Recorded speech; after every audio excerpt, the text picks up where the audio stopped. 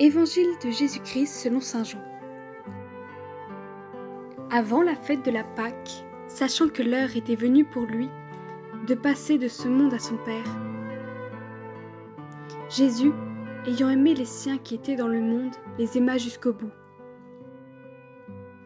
Au cours du repas, alors que le diable a déjà mis dans le cœur de Judas, fils de Simon l'Iscariote, l'intention de le livrer, Jésus, sachant que le Père a tout remis entre ses mains, qu'il est sorti de Dieu et qu'il s'en va vers Dieu, se lève de table, dépose son vêtement et prend un linge qu'il se noue à la ceinture. Puis il verse de l'eau dans un bassin. Alors il se mit à laver les pieds des disciples et à les essuyer avec le linge qu'il avait à la ceinture. Il arrive donc à Simon-Pierre qui lui dit : « C'est toi, Seigneur, qui me laves les pieds ? » Jésus lui répondit : « Ce que je veux faire, tu ne le sais pas maintenant.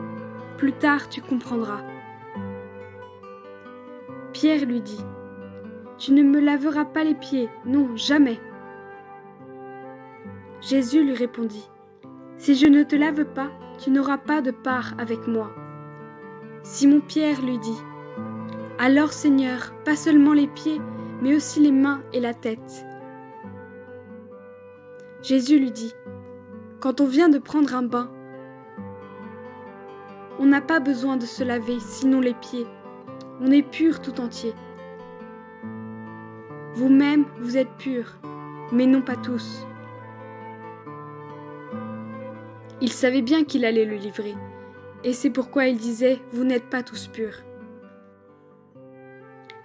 Quand il leur eut lavé les pieds, il reprit son vêtement, se remit à table et leur dit : « Comprenez-vous ce que je viens de faire pour vous ? Vous m'appelez Maître et Seigneur, et vous avez raison, car vraiment je le suis. Si donc moi, le Seigneur et le Maître, je vous ai lavé les pieds, vous aussi, vous devez vous laver les pieds les uns aux autres. C'est un exemple que je vous ai donné, afin que vous fassiez, vous aussi, comme j'ai fait pour vous. »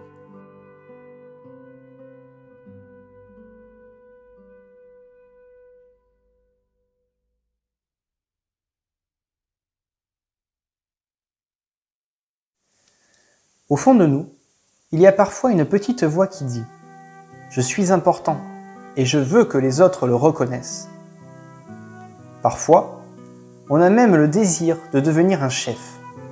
Je veux que ce soit moi et pas un autre qui prenne les décisions, qui décide comment les choses doivent se faire. Parfois, on peut même avoir de grandes ambitions. Je veux faire de grandes choses. Je veux être un des grands de ce monde. Les apôtres avaient de tels désirs. Parfois, ils se sont même disputés pour déterminer lequel d'entre eux était le plus important, lequel était le meilleur. Mais Jésus les corrigeait lorsqu'ils se disputaient ainsi, parce que leur désir de grandeur était mêlé de narcissisme. Ils étaient si centrés sur eux-mêmes qu'ils rabaissaient les autres et voulaient les dominer. Et le narcissisme est le contraire du christianisme. Mais est-ce que Jésus leur interdisait de vouloir être grand ? En fait, non, car Jésus lui-même était quelqu'un de grand.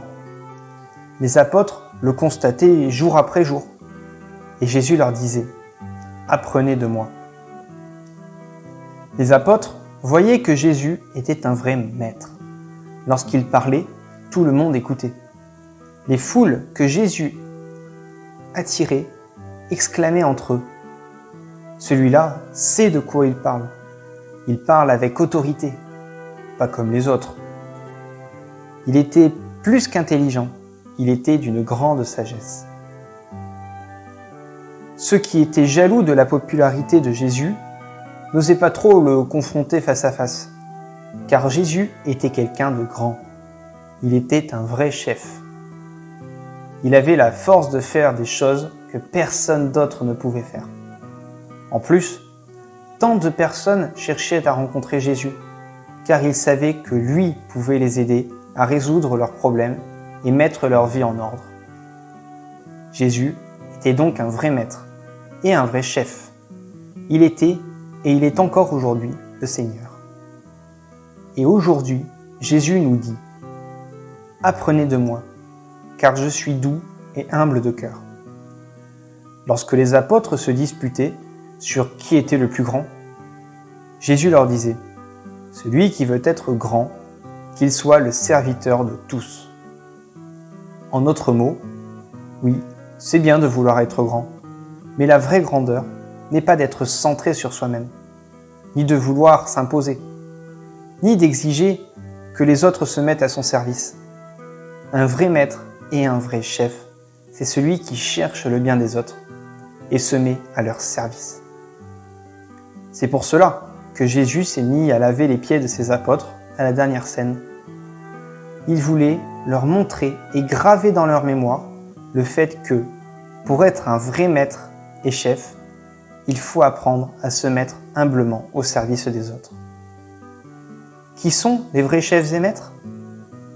Les personnes que nous acceptons volontiers d'avoir comme nos maîtres et nos chefs. Ceux qui nous aiment, qui nous respectent et qui font tout ce qu'ils peuvent pour nous aider. Même parfois des services humbles et pénibles, comme laver des pieds. Jésus nous dit « Ce que vous voudriez que les autres fassent pour vous, faites-le pour eux. » Si tu te sens appelé à être grand, alors apprends à devenir le serviteur de tous. Dieu t'appelle à cultiver tes connaissances et tes capacités afin de le mettre au service des autres, pour rendre leur vie meilleure. Si tu le fais, les autres voudront t'avoir comme maître ou comme chef, et tu deviendras réellement grand.